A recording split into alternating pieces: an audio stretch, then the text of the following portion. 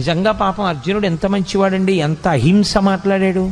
యుద్ధం జరగకుండా ఎందుకు ఇవన్నీ, హాయిగా నాకు ఏ రాజ్యం వద్దు, ఏ విజయం వద్దు అన్నాడు. ఎంత మంచి మాట మాట్లాడాడండి అర్జునుడు, ఎంత చక్కటి వాడండి అని మనకు అనిపిస్తుంది. కానీ ఈ మాటలు చెప్పి ఇంకొంచెం ముందుకు వెళ్ళిపోయాడు. ఇంకొక ఆశ్చర్యకరమైన మాట అన్నాడు. నేను వీళ్ళందరినీ చంపేస్తే ఇక లోకంలో నా బంధువులన్న వాళ్ళు మగవాళ్ళు ఎవరు మిగలరు, అప్పుడు ఆడవాళ్ళు ఒక్కళ్ళే మిగులుతారు. అప్పుడు వీళ్ళందరూ నరకంలోనో స్వర్గంలోనో ఉన్నారనుకోండి, ఏడాదికోసారి తద్దినం పెట్టాలి కదా, తద్దినం పెట్టినప్పుడు నీళ్లు విడిచిపెట్టాలి. అప్పుడు వీళ్ళకి నీళ్లు విడిచిపెట్టడానికి ఉత్తరాధికారులేరి, నేను చంపేస్తున్నాను కదా, కొడుకులతో సహా చంపేస్తున్నాను, చంపేస్తే ఇంకా తద్దినం పెట్టడానికి మనుష్యులు లేరు. లేకపోతే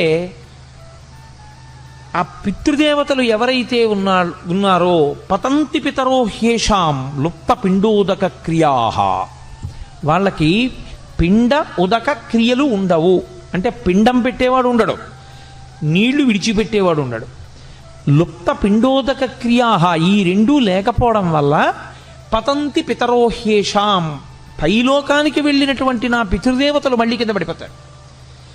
పైగా ఎప్పుడైతే పురుషుల యొక్క రక్షణ లేదో వీళ్ళందరూ మరణిస్తే వీళ్ళ భార్యలందరినీ పరజాతుల వాళ్ళు వచ్చి భార్యలుగా స్వీకరిస్తారు. ఇప్పుడు వాళ్ళ వలన సంతానం వీళ్ళకి కలుగుతుంది. క్షేత్రములు మిగిలిపోయి బీజములు లేవు.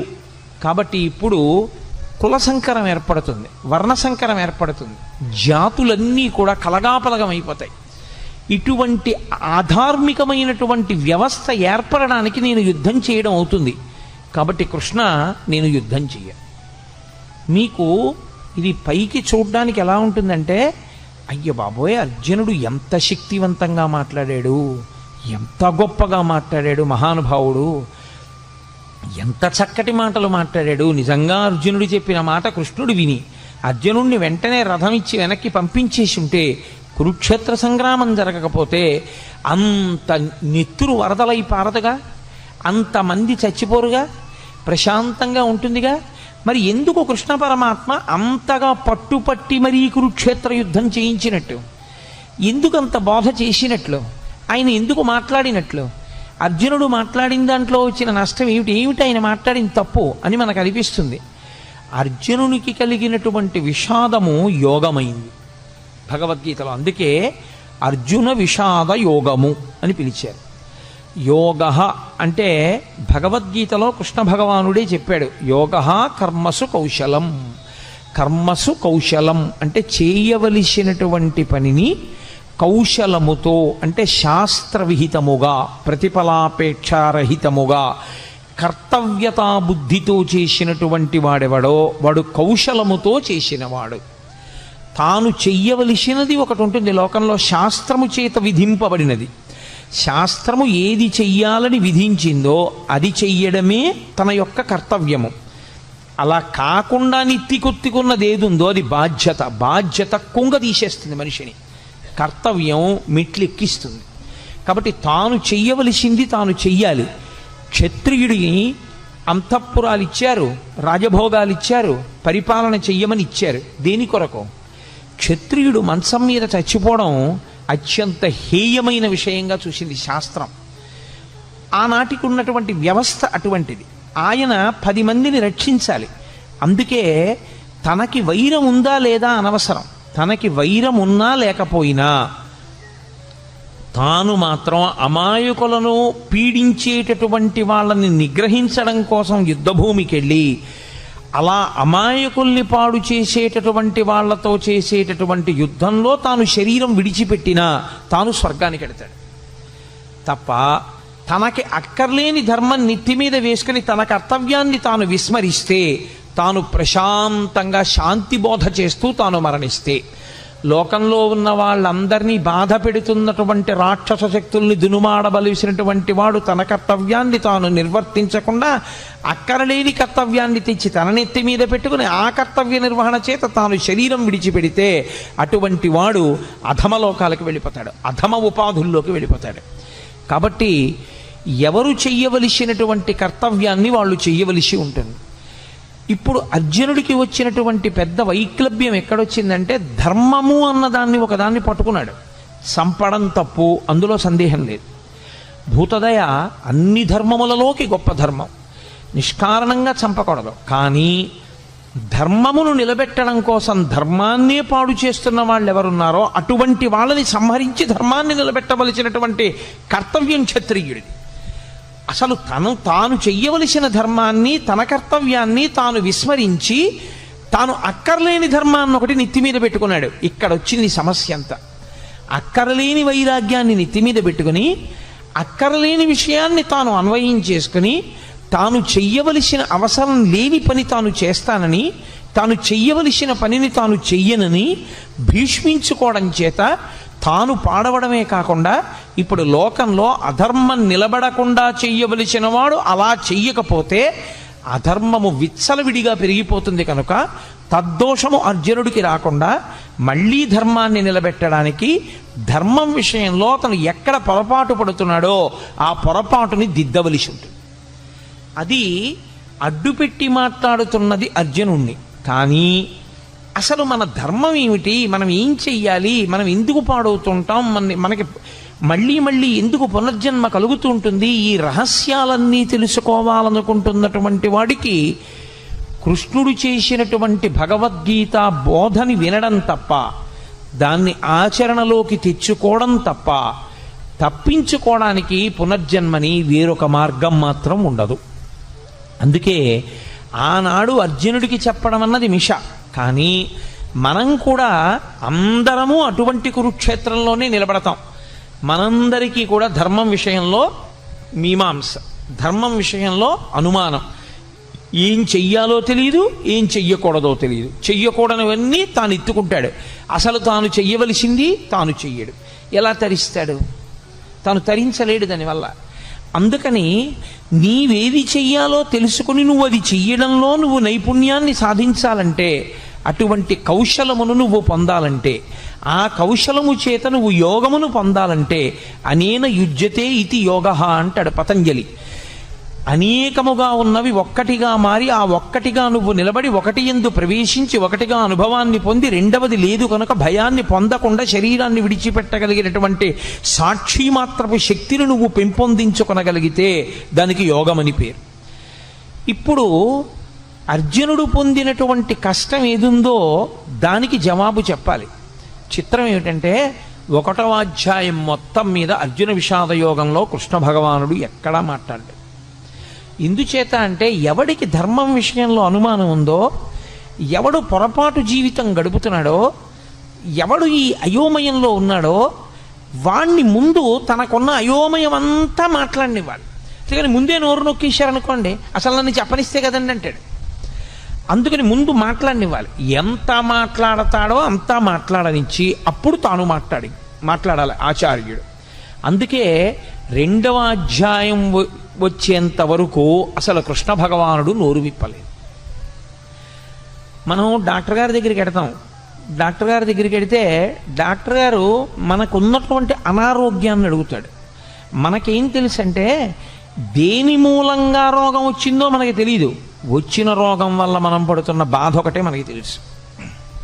మనమేం చెప్పగలం? మన బాధ ఒకటే చెప్పగలం డాక్టర్ గారికి.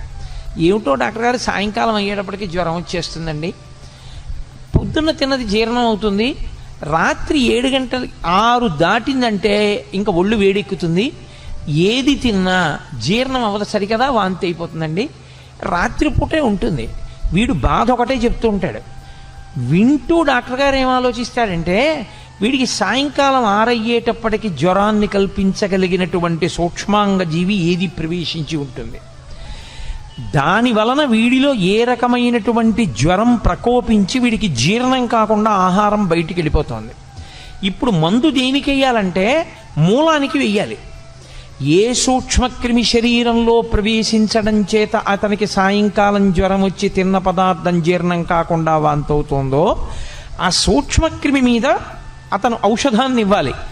అంతేకాని వాంతి అయిపోకుండా ఏం చేయాలో లవంగమొగ్గ నవలాలో ఏలక్కాయ నవలాలో చెప్పడానికి అతని భార్య చాలు, పక్కింట్లో ఉన్న వాళ్ళే చాలు, డాక్టర్ గారు అక్కర్లేదు దానికి. డాక్టర్ గారు చెప్పవలసింది మూలాన్ని ఛేదించాలి. అర్జునుడు మాట్లాడితే అర్జునుడు మాట్లాడిన మాటల వెనక ఛేదింపబడవలసినటువంటి మూలాల్ని కృష్ణ పరమాత్మ పట్టుకున్నాడు.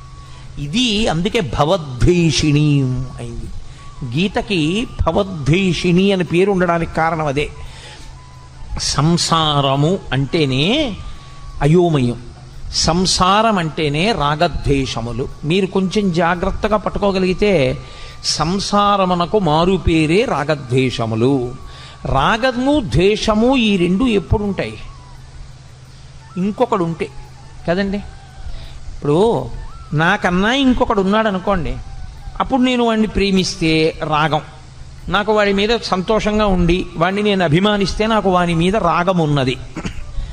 నేను వాడి మీద కోపం పెట్టుకుంటే నాకు ద్వేషం ఉన్నది.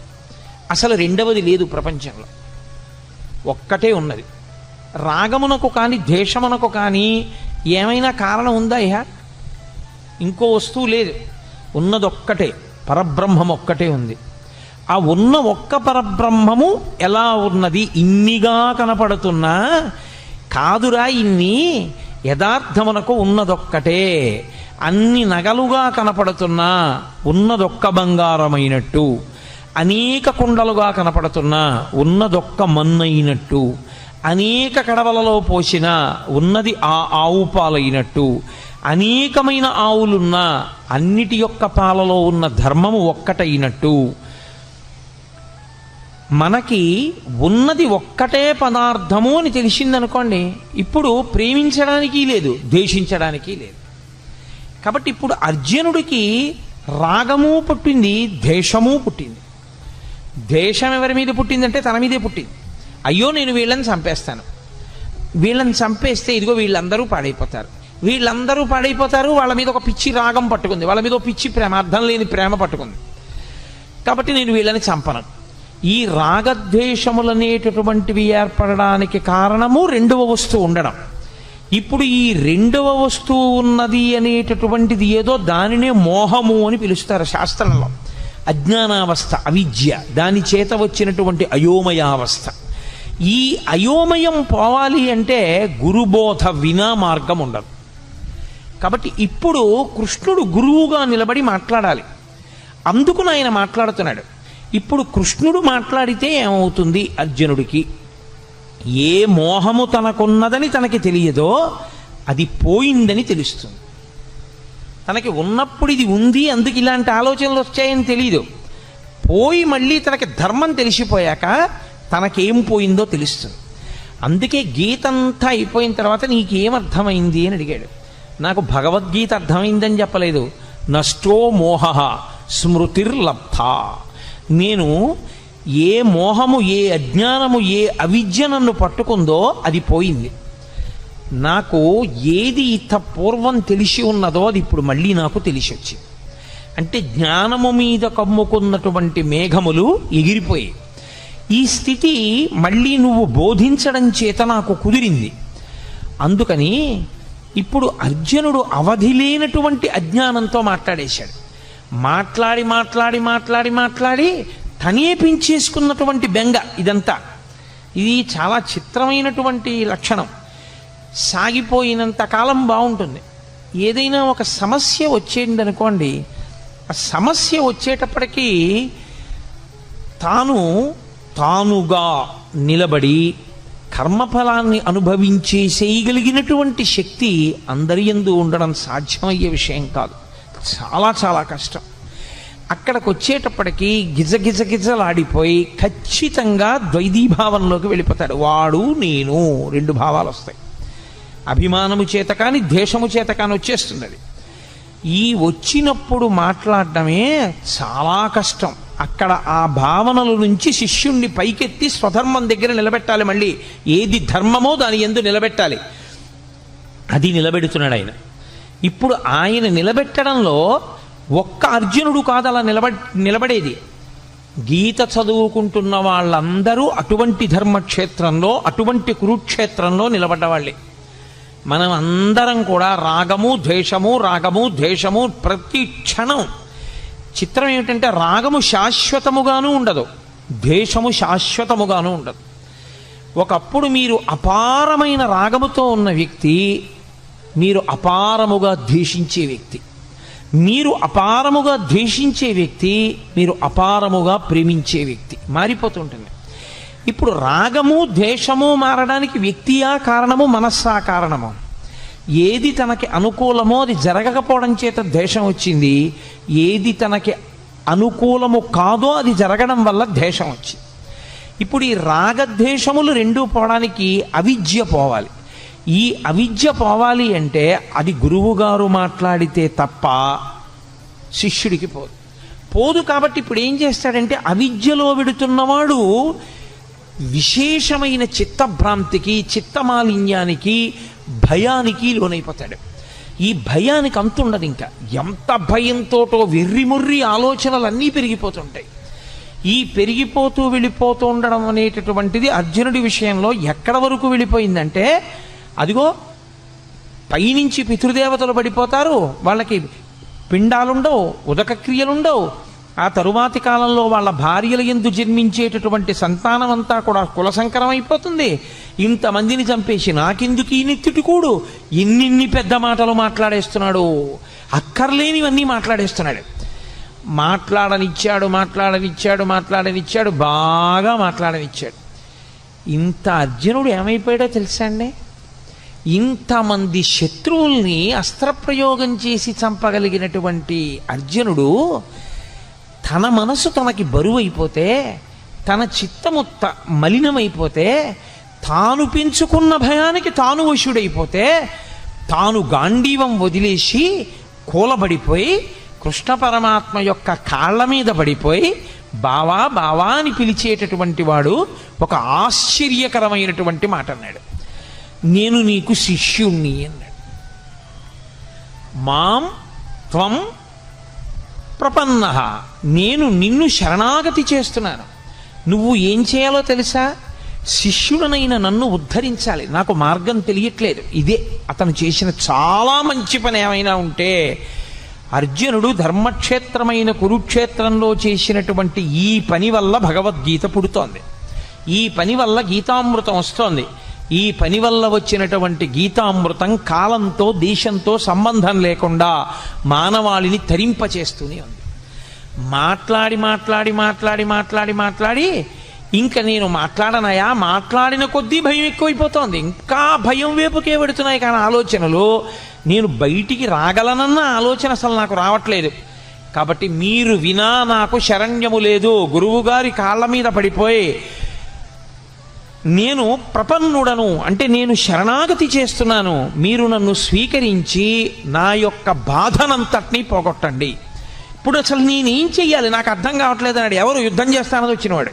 ఇప్పుడు కాదు, ఎప్పటి నుంచో యుద్ధం చేస్తాను, కౌరవుల్ని సంహరిస్తానని పెద్ద తపస్సు చేసి పరమేశ్వరుణ్ణి సాక్షాత్కరింపజేసుకుని పాశుపతాస్త్రం పొందినవాడు, అంతమంది దేవతల దగ్గర అన్ని అస్త్రాలు పొందినవాడు, అంతమంది గురువుల్ని సేవించినవాడు, ఎప్పుడు కురుక్షేత్ర సంగ్రామం జరుగుతుందా కౌరవుల్ని మట్టు పెడదామని ఎదురు చూచినవాడు, ఇవాళ ఆశ్చర్యంగా యుద్ధం చేయడం మాట దేవుడిని కృష్ణ పరమాత్మ యొక్క కాళ్ళ మీద పడిపోయి, కృష్ణ నీవు తప్ప నాకు దిక్కెవరు, కాబట్టి నువ్వే నన్ను రక్షించాలి. ఆయన మాట్లాడడం మొదలుపెట్టాడు. ఆయన మాట్లాడుతూనే ప్రారంభం ఏమన్నా తెలుసా అండి? ఆయన మాటలకున్నటువంటి గమ్మత్తు ఏమిటంటే ఆయన మాట మొదలు అదే, భగవద్గీతలో ఆయన మాట చివర అదే. ఆయన అసోత్యానన్వశోచస్త్వం ప్రజ్ఞావాదాంశ్చ భాషసే గతాసూ నగతాసూంశ్చ నానుసూచంతి పండితాః. అశోచ్యానన్వశోచస్త్వం అంటూ ప్రారంభం చేశాడు. ఏడవవద్దు, శోకము వద్దు, అసలు ఈ దిక్కుమాలిన ఏడుపన్నది మొదట మాని. భగవద్గీత వింటే వచ్చేది ఏమిటి? ఏడవడం పోతుంది. భగవద్గీత ప్రారంభంలో కృష్ణ పరమాత్మ ఏ శ్లోకంతో ప్రారంభం చేశారో అదే శ్లోకంలో ఉన్న అదే తాత్పర్యంతో, అదే ధర్మంతో, అదే మాటతో భగవద్గీత పూర్తి. సర్వధర్మాన్ పరిత్యజ్య మామేకం శరణం వ్రజ అహం త్వా సర్వపాపేభ్యో మోక్షయిష్యామి మా శుచ. ఏడవవద్దు, శోకించవద్దు. అసలు శోకము తప్పు. శోకమన్న మాటకు అర్థం లేదు. శోకించడానికి కారణము లేదు. దేనికి శోకిస్తావు? దేనికి ఏడుస్తున్నావు నువ్వు? అసలు నువ్వు ఏడవడానికి కారణం ఏమిటి? పైగా ఏడిచేటప్పుడు ఎలా మాట్లాడుతున్నావు? అశోచ్యానంద్వశోచస్తం ప్రజ్ఞావాదాంశ్చ భాషసే. వాత పెట్టి మాట్లాడాడు. ఒక గురువు ఎలా మాట్లాడాలో అలా మాట్లాడాడు. ప్రజ్ఞావాదాంశ్చ భాషసే. 4 పుస్తకాలు జరిగితే మాట్లాడడం అనుకుంటున్నావా? లేకపోతే ఏదో నీ బుద్ధికి తోచింది మాట్లాడడం అనుకుంటున్నావా? ఏడు పెద్ద పెద్ద మాటలు మాట్లాడుతున్నావు. ధర్మం అంటున్నావు, యుద్ధం చేయనంటున్నావు, నేను చంపేస్తానంటున్నావు, నేను చంపేస్తే వీళ్ళు చచ్చిపోతారంటున్నావు, పతంతి పితరో హ్యేషాం లుప్త పిండోదక క్రియా అంటున్నావు, ఉత్తరగతుల గురించి మాట్లాడుతున్నావు, కుల సంకరం గురించి మాట్లాడుతున్నావు. ఏమిటివన్నీ? నువ్వు మాట్లాడగలిగిన మాటలు అనుకుంటున్నావా? నీకు తెలిసి మాట్లాడుతున్నాను అనుకుంటున్నావా? వీటికి ఏడవవలసిన వాడివి నువ్వు అనుకుంటున్నావా? అసలు ఏడవవలసిన అవసరం ఒకటి ఉందనుకుంటున్నావా లోకంలో? అశోచ్యానన్వశోచస్త్వం ప్రజ్ఞావాదాంశ్చ భాషసే గతాసూ నగతాసూంశ్చ నాను సూచంటి పండితాహ. అసలు పండితుడైన వాడు ఏడవడు. తీర్పిస్తూ ప్రారంభం చేశాడు ఆయన. ఎవడు ఏడవడు? పండితుడు ఏడవడు. పండితుడు అంటే 4 పుస్తకాలు చదువుకున్నవాడు, 3 శ్లోకాలు బట్టి పెట్టినవాడు కాడు. పండాహ అంటే ఆత్మజ్ఞానం ఉన్నవాడు. అందుకే పోతన గారికి సహజ పండితుడని పేరు. ఆయన మహానుభావుడు. అందుకే శ్రీకైవల్య పదంబు చేరుటకునై చింతించదన్ లోకరక్షయికారంభకు భక్తపాలన కళా సంరంభకున్ దానవోద్రేక స్తంభకు కేళిలోల విలస దృగ్జాల సంభూత నానా కంజాత భవాండ కుంభకు మహానందాంగనా ఢింబకున్నని చెప్పుకున్నాడు. శ్రీకైవల్య పదంబు చేరుటకునై పునరావృత్తిరహిత శాశ్వత శివ సాయుధ్య స్థితి కొరకు నేను భాగవతాన్ని ఆంధ్రీకరిస్తున్నానన్నాడు. కాబట్టి ఎవరు ఆత్మజ్ఞానము కలిగిన వారో వాళ్ళు అసలు ఏడవరు. ఏడవడానికి కారణం ఎందుకు? ఈ శరీరం పోతుందని ఏడుస్తున్నావా? మళ్ళీ వెంటనే శరీరం వస్తుంది. ఇది పడిపోగానే ఎంతోసేపు పట్టదు శరీరం రావడానికి. రవీంద్రనాథ్ ఠాగూర్ చెప్పినట్టు తల్లి ఒక స్తనం దగ్గర పిల్లవాడికి పాలిస్తున్నది, ఈ స్తనం నుంచి ఈ స్తనం దగ్గరికి పిల్లవాడిని మార్చుకోవడం ఎంతసేపు పడుతుందో, జీవుడు ఒక శరీరాన్ని విడిచిపెట్టి ఇంకొక శరీరాన్ని పొందడానికి అంతే సమయం పడుతుంది. అదేం పెద్ద విశేషం కాదు. ఈ శరీరం పోతే ఇంకో శరీరం వస్తుంది. నీ దృష్టిలో ఏమిటి చంపేయడం అంటే? వాళ్ళందరి శరీరాలు పోతాయి, వాళ్ళు కనపడరు. నీ బుర్ర ఈ శరీరం పోతే ఇంకో శరీరం వస్తుంది. ఏమిటి చచ్చిపోతుంది? కాబట్టి శరీరమునకు చావు లేదు. ఈ శరీరం పడిపోతోందేమో, ఇంకో శరీరం వస్తోంది. శరీరం ఉన్నది పంచభూతములే. పంచభూతములు లేని శరీరం ఇంకోటి లేదు. పృథివీ ఆపస్తేజో వాయు ఆకాశములే ఉండాలి ఇందులో ఉన్న. కాబట్టి వాళ్ళు ఏ శరీరంలో కొన్నా పంచభూతాలతోనే ఉంటారు. కాబట్టి ఈ రాజులు లేని రోజు లేదు, ఉన్నారు. ఆత్మ ఉండదంటావా? ఎప్పుడు ఉన్నది ఆత్మ. మరి దేనికి ఏడుస్తున్నావు నువ్వు? అసలు నువ్వు ఏమిటి పాండిత్యంతో పెద్ద ప్రజ్ఞావాదాంశ్చ భాషసే, నేను చాలా గొప్పవాడిని మాట్లాడేస్తున్నావు. వీళ్ళందరూ చచ్చిపోతారంటున్నావు, నేను చచ్చిపోతానంటున్నావు, వీళ్ళందరూ ఏమిటో పడిపోతారంటున్నావు. ఎవరు చచ్చిపోతారు? నేను మీతో మనవి చేశా, వైద్యుడు మూలానికి మందిచ్చినట్టు మూలానికి మందిస్తూ ప్రారంభం చేశాడు. అంత గంభీరంగా ఉంటుంది గురువు గారి కంఠం. అంటే గురువాణి అంటే సింహస్వప్నము. మిగిలిన పిట్టలు కుయ్యచ్చు, కాకులు కుయ్యచ్చు, పందులు అరవచ్చు, పిల్లులు అరవచ్చు. అరణ్యంలో ఏ జంతువు భయపడదు. సింహం బయటికి వచ్చి అరిచిన తరువాత అరవగలిగిన జంతువు ఉండదు, వెళ్ళిపోవలసిందే ఎక్కడికైనా తప్ప ఇక నిలబడవు. ఆచార్యుడు వచ్చి మాట్లాడిన తర్వాత మాట్లాడగలిగిన సమర్థత ఉన్నవాడు ఇంకొకడు ఉండడు. ఆచార్యులకు ఆచార్యుడు జగద్గురువు అయినటువంటి శ్రీకృష్ణ భగవానుడు వచ్చి మాట్లాడిన తర్వాత ఇక మాట్లాడడానికి ఏముండదు. అందుకే అంత గంభీరంగా ప్రారంభం చేశాడు. అశోత్యానన్వశోచస్త్వం ప్రజ్ఞావాదాంశ్చ భాషసే గతాసూ నగతాసూంశ్చ నను సూచంతి పండితాహ. ఏడవరయా పండితులైనటువంటి వాళ్ళు ఏడవడానికి లేదసలు. అశోచ్యానన్వశోచస్త్వం, ఏడవడానికి కారణము లేదని తెలుసుకో. అంటే నేను మీతో మనవి చేశా, ఎక్కడికి వెళ్ళాడు? రాగము ద్వేషము ఈ రెండో పదార్థం ఉంటేనే. అసలు రెండవ పదార్థము లేదు, ఉన్నది ఒకటే పదార్థమైనప్పుడు ఆ పదార్థములకు రాగము లేదు, ద్వేషము లేదు. ఏడిపెందుకు నీకు? దేనికి ఏడుస్తున్నావు? ఏ కారణానికి ఏడుస్తున్నావు? ఉలిక్కి పడ్డాడు ఇంత అర్జునుడు. అక్కడి నుంచి వెళ్ళిందండి భగవద్గీత. ఎన్ని ధర్మములు, ఎన్ని విషయములు, ఎన్ని గుణములు, ఎన్నిటిని బోధ చేశాడో. అందుకనది యోగమైంది. అర్జున విషాదము యోగం ఎందుకైందంటే ఆ విషాదము ధర్మ సంబంధమైనది. తనకి అక్కరలేని ధర్మాన్ని పట్టుకున్నా అయ్యో నేను వీళ్ళని చంపకూడదు అన్న ఒక మాటతో ప్రారంభం చేశాడు. కానీ అర్జునుడు చంపడం ఎంత ధర్మమో అలా చంపకపోతే ధర్మం ఎందుకు నిలబడదు? ధర్మము యొక్క స్వరూపం అంటే ఎలా ఉంటుందో అంత అద్భుతంగా మాట్లాడాడు కృష్ణ పరమాత్మ. అలా మాట్లాడితే వచ్చినటువంటి స్వరూపమే గీతాస్వరూపము. సరే, నేను చేసేది 7 రోజుల ప్రసంగాలే కాబట్టి విహంగ వీక్షణంగా గీత యొక్క వైభవాన్ని ఆవిష్కరించడానికి ఇవాళ ప్రారంభోపన్యాసంగా గీతావిర్భావం గురించి 4 మాటలు చెప్పాను. కురుక్షేత్రంలో యుద్ధభూమిలో నిలబడినటువంటి అర్జునుడు అటువంటి ధర్మక్షేత్రమునందు ధర్మమునందు వైక్లభ్యమును పొందాడు. తాను ఏ విహిత కార్యమును చేయవలసి ఉంటుందో, తన కర్తవ్యమేదో ఆ కర్తవ్యమును విస్మరించి దాని స్థానంలో ఆ సమయమునందు తనకి అక్కరలేనటువంటి భూతదయ అనేటటువంటి గుణాన్ని తీసుకుని అక్కరలేని విషాదానికి లోనైనటువంటి కారణం చేత అక్కడ మళ్ళీ ధర్మాన్ని పునర్వ్యవస్థీకరించి స్థాపించి అర్జునుడికి కలిగినటువంటి మోహబుద్ధిని పోగొట్టి ఆయనని కర్తవ్యమునందు సుముఖుణ్ణి చెయ్యడానికి మహానుభావుడైనటువంటి కృష్ణ పరమాత్మ జగదాచార్యుడిగా ప్రారంభం చేసినటువంటి ప్రసంగంతో నిన్నటి రోజున ఒక ప్రారంభోపన్యాసం చేసి ఉన్నాను.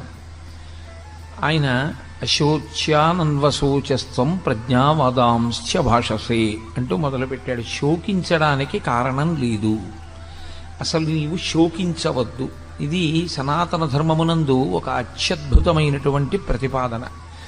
నీవు అమృతస్వరూపుడవు, ఆనందస్వరూపుడవు, కాబట్టి అసలు నువ్వు విచారించడానికి కారణం లేదు, నువ్వు ఏడవడానికి కారణం లేదు. ఏడవడానికి కారణం లేకపోయినా ఏడవడానికి కారణాన్ని నువ్వు తెచ్చుకోవడానికి కారణం అవిద్య, అజ్ఞానము. రెండవ వస్తువు ఒకటి ఉన్నది అన్న భ్రాంతి చేత అది వెళ్ళిపోతుందేమోనని ఒక బాధ, దాని ఎందు ఉన్న రాగము చేత, దాని వందు ఉన్నటువంటి అభిమానము చేత అది వెళ్ళిపోతే తట్టుకోలేని పరిస్థితి. రెండవది ఒక్కొక్క వస్తువు ఎందున్నటువంటి ద్వేషము, ఆ ద్వేషము చేత అది ఉండిపోయిందనేటటువంటి బాధ. రెండూ బాధకి కారణములే. అతిగా ప్రేమించిన చోట ఆ వస్తువు ఉండదేమోనని బాధ, అతిగా ద్వేషించిన వస్తువు ఉండిపోయింది అని బాధ. రెండూ శోకమునకు కారణములే తప్ప రెండిటిలో ఏదీ కూడా అంతరాయము లేనటువంటి ఆనందమును ఇవ్వగలిగినటువంటి వస్తువులు కావు. అందుకే అశోచ్యానన్వశోచస్త్వం ప్రజ్ఞావాదాంశ్చ భాషసే. శోకించవలసినటువంటి స్థితి, శోకించడానికి కారణము లేని చోట శోకమునకు కారణాన్ని వెతుక్కుని ఏడుస్తున్నావు నువ్వు అంటూ ఆయన ఒక అత్యద్భుతమైన మాట అంటారు అర్జునుడితోటి. నేను ఒక వరుస క్రమంలో ఏమీ ఆ శ్లోకాలని స్పృశించడం లేదు. నేను 7 రోజుల ప్రసంగం కాబట్టి ఒక విహంగ వీక్షణంగా మాట్లాడుతున్నాను. క్షుద్రం హృదయ దౌర్బల్యం త్యక్తోత్తిష్ట పరంతప అంటారు. పరంతప అని పిలిచారు. పరంతప అంటే శత్రువులను దునుమాడగలిగినటువంటి వాడా, శత్రువులను తపింప చెయ్యగలిగినటువంటి వాడా, అంతటి సమర్థత కలిగినటువంటి వాడా.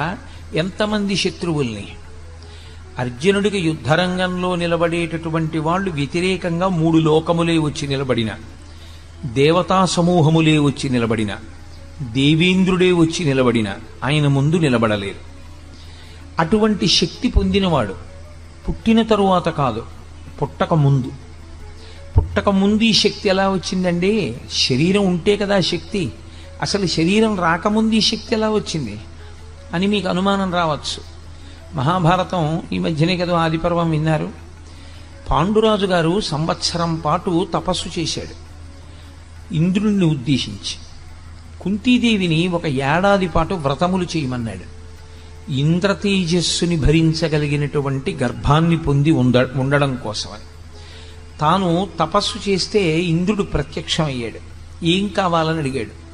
3 లోకములను జయించగలిగినటువంటి వీరుడు నాకు కొడుకుగా కావాలి. ఇప్పుడు అసలు అర్జునుడు పుట్టనూ లేదు. అర్జునుడు పుట్టడానికి కావలసినటువంటి తేజస్సు కుంతీదేవి గర్భమునందు చేరలేదు. గర్భమునందు పిండము తయారు కావడము ప్రారంభము కాలేదు. కానీ పుట్టబోయేటటువంటి పిల్లవాడు ఎంత తేజోవంతుడై ఉండాలో మాత్రం నిర్ధారణ అయిపోయింది. ఇంద్రుడు వరం ఇచ్చాడు, నీ కొడుకు 3 లోకములను జయించగలడు. ఇక్కడ 3 లోకములను జయించగలడు అన్న మాటకు అర్థం రావణాసురుల్లాగా తన ప్రయోజనం కొరకు గెలిచేటటువంటి వాడు కాడు. అందుకే ఆ పరాక్రమం, ఆ శక్తి దుర్వినియోగం అయిపోయి సమాజమునకు కంటకము కాకూడదు. అందుకే ముందు ధర్మదేవతానుగ్రహంగా ధర్మరాజునికి అన్నాడు పాండురాజు. ధర్మదేవత వెనక నడిచేటటువంటి తేజస్సు, ధర్మమును అనుసరించవలసిన తేజస్సు. ధర్మరాజు గారు ఏం చేస్తున్నారో దాన్ని అనువర్తించవలసినటువంటి పరాక్రమం. ఆ ధర్మరాజు గారు యుద్ధం చెయ్యడానికి అనుమతి అడుగుతున్నారు భీష్మద్రోణాదుల్లో కురుక్షేత్రంలో. ఆ ధర్మరాజు గారి తమ్ముడు ఆయన బాటలో వెళ్ళవలసినటువంటి వాడు